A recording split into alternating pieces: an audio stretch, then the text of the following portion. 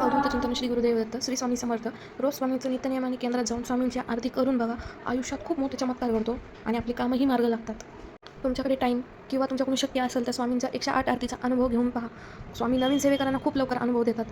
पुढच्या भागामध्ये मी माझा स्वतःचा अनुभव सांगणार आहे 108 आरतीचा. त्यासाठी सबस्क्राईब करायला विसरू नका. श्री स्वामी समर्थ.